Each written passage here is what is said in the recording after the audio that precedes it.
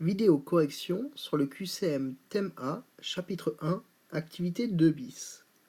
Le sujet est le suivant. La maman de Jade trouve un flacon de désinfectant presque vide dans son armoire. Elle préfère le remplacer car la date de péremption est passée.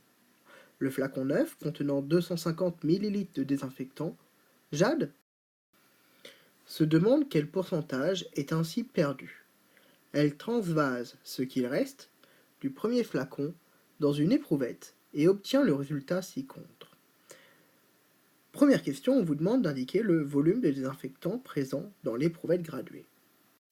Pour cela, nous disposons d'une illustration de l'éprouvette graduée à la surface, au niveau de la surface du liquide. La première information que l'on peut extraire de ce document est l'unité utilisée sur cette éprouvette, à savoir le millilitre. Cela signifie que le volume mesuré sera exprimé en millilitres. La seconde chose à remarquer est comment a été graduée cette éprouvette. Dans un premier temps, on peut voir des valeurs sur certaines graduations, et donc on peut voir que on a 60 ml et 80 ml.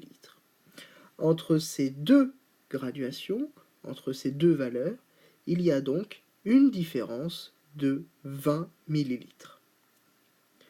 Cette différence correspond aussi à un certain nombre d'intervalles. Entre 60 et 80 ml, on peut compter 10 intervalles. Et sur ce zoom sur l'éprouvette graduée, on peut les compter. 1, 2, 3, 4, 5, 6, 7, 8, 9 et 10. Il faut maintenant déterminer le volume correspondant à un intervalle. Pour cela, il va falloir utiliser une division. On va diviser la différence de volume par le nombre d'intervalles. La différence est de 20 ml, le nombre d'intervalles, lui, 10. 20 divisé par 10, on obtient un résultat de 2 ml. Chaque intervalle ici, ici, ici, correspond à un volume de 2 ml. Pour mesurer le volume, pour déterminer le volume de liquide dans cette éprouvette, on va venir se placer au bas du ménisque. On va compter le nombre de graduations qu'il y a entre la graduation 60 et le bas du ménisque.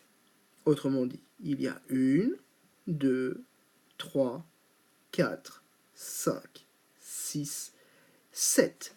7 intervalles séparent 60, la graduation 60, du bas du ménisque. Or, il faut se rappeler que chaque intervalle correspond à un volume de 2 ml. Il y a donc 60, 62, 64, 66, 68, 70, 72, 74 millilitres de liquide dans cette éprouvette. On peut aussi faire le calcul suivant. Vu qu'il y a 7 intervalles au-dessus de la graduation 60 ml et que chaque intervalle a un volume de 2 ml, cela donne 60 plus 7 fois 2 égale 74 ml. La question suivante, la question numéro 2, nous demande de calculer le pourcentage de désinfectant perdu. Pour cela, on sait que le volume initial de désinfectant était de 250 ml. 250 ml, cela correspond à 100% du volume de désinfectant. Et on a mesuré un volume restant de 74 ml. On veut savoir combien de pourcents représente 74 ml par rapport aux 250 ml initiaux. Pour résoudre cela, on peut utiliser un tableau de proportionnalité. On a donc dit que 250 ml représentent 100% du flacon. Nous avons un volume restant de 74 ml.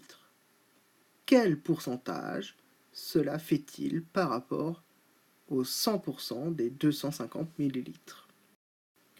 Pour résoudre ce calcul, on va donc multiplier 74 par 100% et diviser par 250. On trouve alors un résultat de 29,6%. On peut donc terminer l'exercice en faisant une phrase pour dire « Il restait 29,6% du désinfectant dans le flacon ».